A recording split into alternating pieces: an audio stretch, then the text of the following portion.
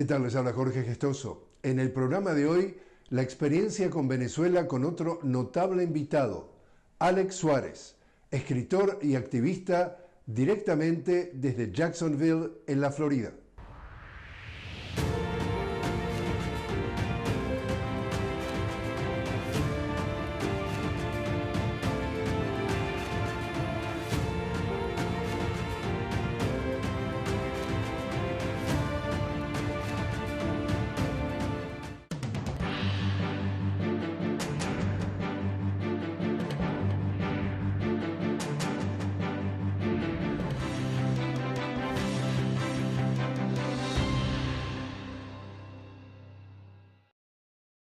Alex Suárez, una cálida bienvenida al programa. Gracias. Alex, tú y yo tuvimos la experiencia, en el caso mío, como periodista cubriendo directamente desde Washington el asedio que vivió la Embajada de Venezuela por parte de partidarios de Guaidó y fue defendida por un grupo que no permitió que tomaran el control. ¿Cómo fue tu experiencia respecto a ese episodio? Bueno, yo fui no como periodista, aunque soy periodista independiente, yo fui porque conocía a las personas que estaban dentro de la embajada, quería ir como activista, como una persona para ayudar, porque era una situación urgente, necesitaba agua, necesitaba comida, no permitieron entrar ninguno de nosotros para ayudarlos, era muy difícil. Sobre todo Kevin Zeese, ¿no? que murió hace como un año. Era un compañero mío de hace mucho tiempo, de hace más que 10 años. Así que cuando recibí la noticia de lo que estaba pasando con ellos, cuando tenía tiempo libre, fui allá volando de la Florida para Washington para asistir. Y desde entonces publiqué un libro finales de 2020 con el hijo del futuro activista Kevin Zeese. Ese libro se llama Protectores de la Embajada. Por ahora está solamente en inglés, pero pronto vamos a traducirlo a español. Pero yo quiero que el mundo sepa la verdad, lo que pasó en la embajada, y también que sepan la verdad, el proceso democrático de Venezuela. Por ejemplo, en noviembre del año pasado me invitaron a Venezuela por primera vez y fue testigo. Podía ver las mega elecciones allá y el proceso democrático allá, y el hecho, por ejemplo, de que todos los partidos de la oposición de esta vez participaron y ganaron algunos sitios, pero la mayoría ganaron el Partido Socialista Unida. Y, o sea, es democracia. Tenemos que aceptar los resultados, pero por supuesto mi gobierno aquí en Estados Unidos no lo acepta. No lo mandaron ningún oficial para observar, ni ser testigo, ni acompañar elecciones allá. Y yo, como historiador, periodista independiente y que siempre escribe sobre esos temas, quería saber la verdad. Por eso fui directamente a Venezuela. También por eso fui a proteger la embajada, para ayudar a mis compañeros y compañeras que estuvieron ahí. Al mismo tiempo, se le da un plazo para que se retire el cuerpo diplomático venezolano que funciona desde la embajada en Washington. Ese cuerpo diplomático le da las llaves, le entrega las llaves en un acto de buena voluntad, sin ningún tipo de esfuerzo o nada, de manera voluntad, a un grupo de voluntarios que decide que, sabiendo que la gente de Guaidó quería tomar la embajada, ellos entran a la embajada para proteger que eso no suceda. Y lo que sucede a partir de ese momento es que estos partidarios de Guaidó empiezan a rodear la embajada y le empiezan a cortar los víveres a quienes están adentro. Es decir, primero le complican la llegada de comida, después le cortan la luz, después le cortan el agua. Es decir, hay un estrangulamiento para que ellos no se queden allá adentro. Siguen hasta que llega un momento que vienen las fuerzas policiales mezcladas con fuerzas militares y los sacan y los llevan, los detienen y tienen que presentarse ante un juez. O sea, tú lo que estás contando es, en un momento tú te acercaste cuando ya hay gente adentro de la embajada que la defiende y tú querías ayudar. Eso fue lo tuyo. Sí, y lo que iba a decir también es que en un momento tenía que colectar desde el techo de la embajada agua de la lluvia para poder sobrevivir, para poder tomar agua. Pero yo puedo empezar explicando, por ejemplo, de que cerraron el consulado en Nueva York. Después de que cerraron el consulado de Nueva York y empezaron a expulsar a los diplomáticos y cerraron el consulado en Miami, en Los Ángeles, etcétera, que había una embajada todavía en Washington. Y ahí cuando no salieron el gobierno de Maduro y dejaron las llaves con grupos de activistas norteamericanos y ellos temporalmente protegieron esa embajada porque iban a llegar a un acuerdo con, por ejemplo, el gobierno de Turquía se ofreció quedar en esa embajada mientras las relaciones diplomáticas con los Estados Unidos se rompía y los suizos ofrecieron cuidar la embajada de Estados Unidos en Venezuela, en Caracas, en vez de negociar o llegar a un acuerdo y dejarlo ya los activistas salir de la embajada específicamente, empezaron a presionar utilizando los grupos del supuesto presidente de Venezuela, respaldado por Estados Unidos, que nunca hizo una campaña presidencial, que se llama Juan Guaidó. Así que con las personas de ese partido, los partidarios de Guaidó y también con el servicio secreto y la policía de Washington, con la colaboración de la Casa Blanca entonces del presidente Trump, presionaron a la gente adentro para no poder recibir comida que necesitaba, agua que necesitaba, y por supuesto cortaron la electricidad, y todo eso también está detallado en el libro, ¿no? Pero también explicando con yo propio ojo como la cosa que vi como testigo, como participante, activista allá, ¿no? Y tú personalmente, ¿cómo te ha tocado vivir adentro de Estados Unidos como estadounidense cuando tú, frente a otros estadounidenses o frente a gente de otras nacionalidades en Estados Unidos que no necesariamente son estadounidenses, te pones a defender a Venezuela? Bueno, en primer lugar, yo tengo un background internacional. Mi padre es inmigrante peruano, así que viví un par de años en el Perú y también vivía 3 años en España. Y como vi ese tiempo fuera del país y regresé a mi país, no lograron los medios grandes a indoctrinarme. Yo siempre tenía la mente abierta para aprender la historia de Latinoamérica, la historia de Bolívar. Luego tenía mucha admiración por los líderes en los 2000 que estaban saliendo a defenderse. O líderes como Evo Morales, vecino de Perú, líderes por supuesto como Hugo Chávez. Así que a través de mi admiración y los contactos que formé y los grupos de activistas que me solidaricé, empecé a recibir invitaciones a varios eventos. Participé, por ejemplo, hace 10 años en Occupy. Así que yo soy activista de hace tiempo. En época de Occupy, 2011, conocí personalmente a Kevin Zeese y después Kevin Zeese también. Y otra vez ayúdame, ¿qué es Occupy para una audiencia que no necesariamente tiene por qué saber qué es Occupy? Sí, sí. Así que cuando la primavera árabe empezó, inspiró otros movimientos para protestar en contra de la corrupción, tanto como los indignados en España. Y en el 2011, septiembre, después de las protestas en el Medio Oriente, Norte de África, España, formó un movimiento parecido en Nueva York, en Washington y después en el resto del país en contra de la corrupción de Wall Street, en contra de las corporaciones que estaban corrompiendo el sistema democrático de Estados Unidos.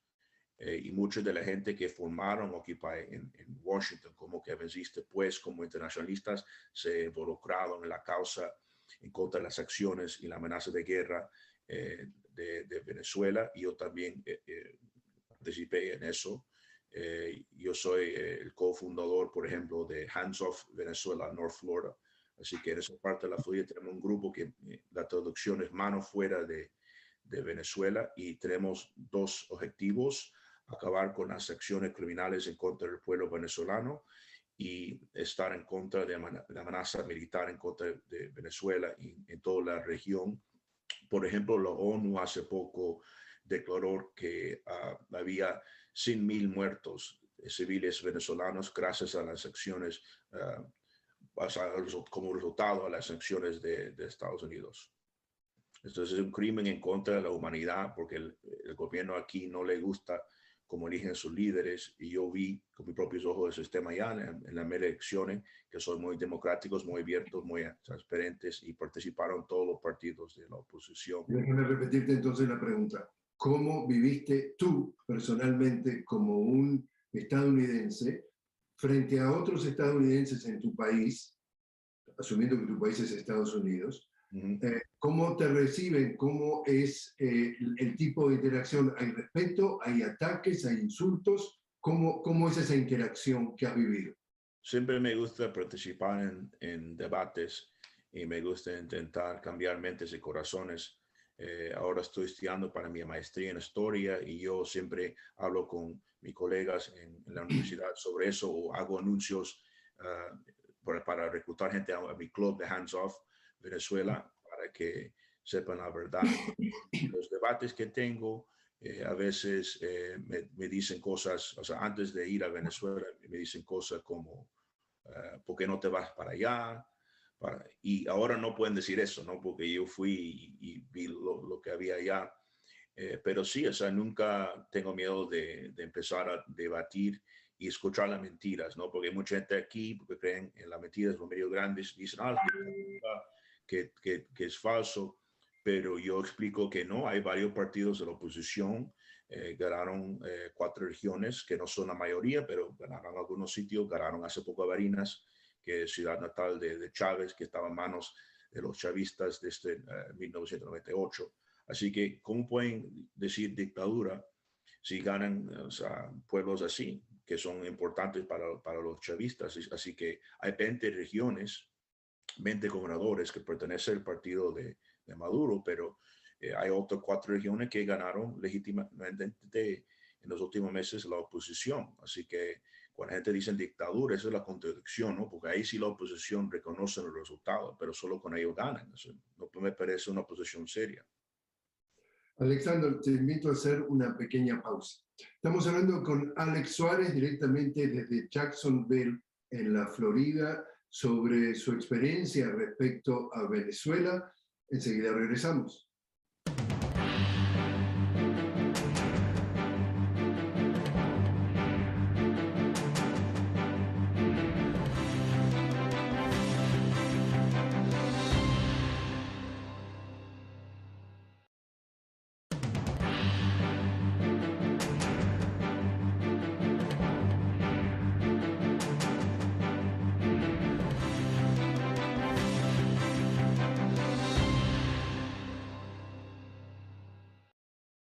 Continuamos hablando con Alex Suárez directamente desde Jacksonville, en la Florida, en los Estados Unidos, sobre su relación y sus experiencias respecto a Venezuela.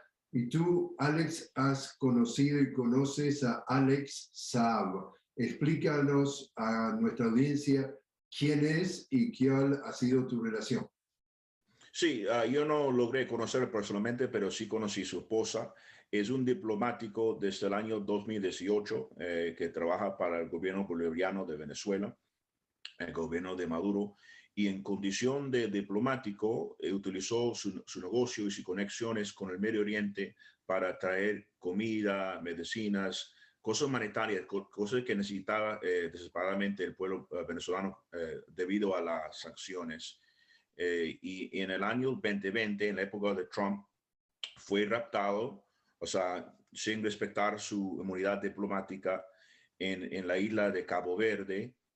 Y en Cabo Verde hay evidencia, y la ONU lo investigó, de que fue torturado, no solamente psicológicamente, sino también físicamente. Y estuvo en Cabo Verde por más que un año, y hace unos meses lo deportaron a Miami. Había 8 cargos en su contra, solo quedaba con un cargo de conspirar para llevar dinero y no tiene ninguna prueba en su contra. Como él desafiaba exitosamente las acciones de Estados Unidos, quieren usar él como ejemplo, ¿no? Para castigarlo. Y ahora Venezuela y otros países están exigiendo a Estados Unidos que liberan a Alex Saab, que para mí es un héroe. Es como un Julián Sánchez latinoamericano, es un héroe de la verdad, un héroe en contra de de las sanciones y debería estar respetado como diplomático, porque eso pone en riesgo toda la diplomacia. Nadie está protegido ya desde cuando lo raptaron en el año 2020. Y mucha gente pensaron, bueno, Biden va a hacer una política exterior diferente a la de Trump. Eso es mentira. Él sigue la misma política, solo que ahora está extraditado, está en Miami. Yo fui a la acusación, fui al corte para demostrar mi solidaridad con Alex Saab, pero no logré conversar con él. Yo quería, no podía. Pero sí, cuando yo fui a Venezuela, conocí su esposa, conocí la gente de la campaña de Free Alex Saab, de Libertad para Alex Saab, y es un caso muy importante que debemos enfocarnos más en ese caso. Cuando tú estás en Venezuela, como tú dices que fuiste a visitar a Venezuela, y la gente habla de las sanciones que le ha impuesto Estados Unidos a Venezuela, ¿cómo has podido vivir esas sanciones? ¿Cómo se transmiten? ¿Cómo se ven? Bueno, estuve no solamente en Caracas, me llevaron a fábricas en distintos pueblos y yo veía como la gente estaba recuperándose, ¿no? Después de una lucha, ya gracias a la ayuda de los rusos, de los chinos y otros aliados, y gracias por supuesto a su propio esfuerzo, su unidad, lograron a recuperar fábricas, lograron a poder formar sus propios productos, hasta exportar un poco. Así que, por supuesto, antes todo eso era imposible, pero ahora está logrando desafiar las sanciones gracias a gente como Alex Saab, ¿no? Gente solidaria que se hicieron su trabajo bien para desafiar las sanciones. Así que, aunque tienen raptado hasta ahora, Alex Saab sigue esa ruta de ayuda humanitaria de Irán y de otros países llegando a Venezuela, a costas venezolanas. ¿Qué es lo que tú llegas a la conclusión de que por qué se pone en la mira a Venezuela y no se pone en la mira a Colombia? ¿Por qué algunos países lo ponen en la lista negra y otros países reciben todo el apoyo, como es el caso de Colombia, por ejemplo? ¿Qué es lo que hace la diferencia? ¿Qué es lo que pone a Venezuela en la lista negra de Estados Unidos? Bueno, tiene reserva número 1 del mundo de petróleo. Por ejemplo, cuando Angela Merkel, allá en Alemania, hace poco se acabó su presidencia allá, mucha gente en el occidente, en Estados Unidos, hablaron bien de ella. Pero yo digo, ella fue elegida más veces que Maduro. ¿Por qué no llaman a ella dictadora? Y porque no tiene petróleo, es europea. O sea, mucho de eso es racismo, mucho también de eso es ambición por querer tener ese petróleo. O sea, no que Maduro no quiere negociar con los Estados Unidos, pero Estados Unidos parece que quieren un títere ahí, quieren un presidente falso ahí que no es elegido por el pueblo, como Juan Guaidó. Así que hasta ahora Biden no reconoce los resultados de las elecciones allá para presionar a Maduro, para presionar al pueblo allá de tener otros líderes, pero el pueblo sigue en su proceso de democracia y tenemos que respetarlo. Y dentro de Estados Unidos, tú me dices que en definitiva tú has estado tratando de defender la causa venezolana. ¿Tú estás solo o hay otros grupos o hay otras organizaciones que de alguna forma tratan de defender la causa venezolana y tratan de informar cuál es la realidad de Venezuela? Bueno, aquí en Jacksonville hay una población grande de afroamericanos y muchos de los afroamericanos son progresistas. Muchos de ellos admiraron a Hugo Chávez. Muchos de ellos no saben mucho de Maduro y yo intento educarlos, pero muchos de ellos de hace varios años son admiradores de Hugo Chávez y así que yo hablo con esa gente y muchos de ellos están convencidos de que la mayoría de los venezolanos que también tienen una población grande de gente de afrodescendencia respaldan su gobierno. Así que yo trabajo con afroamericanos y otros activistas que quieren saber más del mundo internacional y los resultados de la política exterior de Estados Unidos. Así que con esa gente yo estoy trabajando ahora para formar Hands Off Venezuela, ese club en mi universidad y también grupo en Jacksonville para formar una coalición con grupos progresistas que no quieren ver sanciones en contra de los civiles ni quieren que haya una intervención militar en la región. ¿Piensas que antes de que termine el mandato de Joe Biden pudiera haber cambios respecto a la política de Estados Unidos hacia Venezuela, sanciones o que se levante algo, que cambie algo ¿Cuán optimista o pesimista eres tú por el resto del mandato de Biden en esa relación con Venezuela? Bueno, como cualquier político, Biden quiere proteger su imagen. Así que cuando hay suficiente gente que sepan la verdad, que sepan que Alex Saab existe, que Alex Saab es diplomático, y lo que está haciendo Biden está en contra de las leyes internacionales, eso va a dar presión a Biden para que cambie su política, para que liberen a Alex Saab, para empezar a dialogar con Venezuela, para acabar con esas sanciones horribles. O sea, mucha gente decía en la época de Obama que era imposible levantar el bloqueo en contra de Cuba, pero lo hizo al final de 2014. Así que con esa esperanza yo sigo luchando para que levanta todas las sanciones en contra de todas las naciones por practicar su democracia, tanto Nicaragua como Venezuela, Cuba, etc.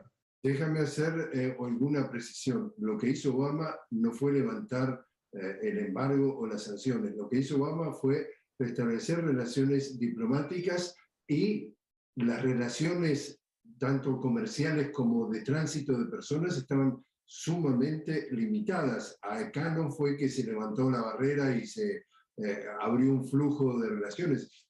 Fue un tema que, si bien fue positivo, fue, digamos, más cosmético que de fondo, no cambió la vida de Cuba. ¿Cómo se dice en español ease? He eased the embargo. Aflojó, aflojó la relación, pero en ningún momento, porque el tema es, hay un fuerte lobby desde la Florida para que cualquiera sea el presidente de turno de los Estados Unidos tenga mano dura hacia Cuba, hacia Nicaragua, hacia Venezuela, y de no serlo, ellos, los presidentes de turno, piensan que podría costarle votos. En ese sentido, ese es otro desafío que se está enfrentando Biden. Así que déjame corregirme entonces, yo voy a repetir lo que decía. Mucha gente decía que era imposible que Obama podía cambiar la política exterior acerca de Cuba, pero él aflojó el bloqueo.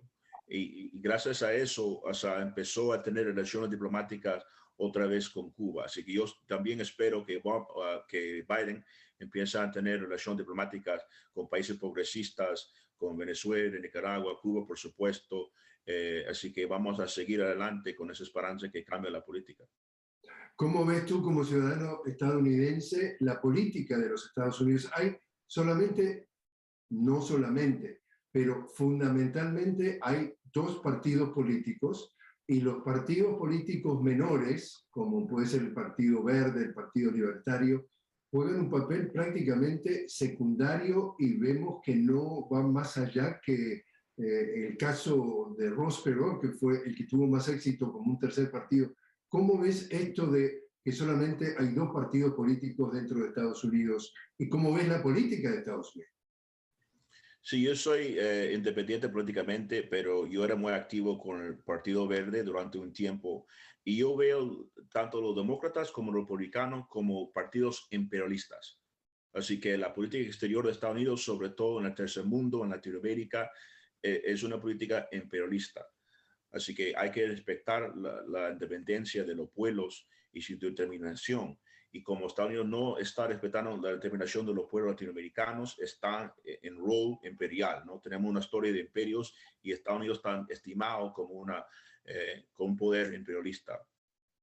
¿Y por qué crees tú que, por ejemplo, un Bernie Sanders que logró en la elección, cuando era un precandidato y corría como precandidato contra Hillary Clinton, y venía realmente con un apoyo popular muy importante, de alguna forma lo ponen de lado para que no sea el candidato del Partido Demócrata? Eso en el 2016. El molde prácticamente se repite en el 2020 para que sea Biden y no Bernie Sanders, el candidato del partido, que es un hombre mucho más progresista, mucho más de centroizquierda. ¿Por qué no, por ejemplo, Jill Stein, que fue candidata presidencial del Partido Verde? ¿Por qué esos esfuerzos en donde tienen una agenda mucho más, digamos, solidaria y mucho más social, en cuanto a que haya más programas sociales para defender los intereses del estadounidense promedio, progresen? ¿Por qué eso no progresa? ¿Cuál es tu lectura? Bueno, en el año 2016, y yo fui a Filadelfia a protestar ese hecho durante la Convención Demócrata. Gracias a Assange y Wikileaks revelaron información muy importante acerca de cómo manipularon las primarias, cómo manipularon las elecciones en contra del candidato progresista que era Bernie Sanders para favorecer al establecimiento, lo que dicen establishment y Hillary Clinton.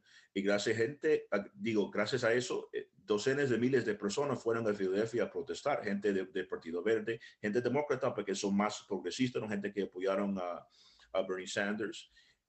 Y esa información era muy importante.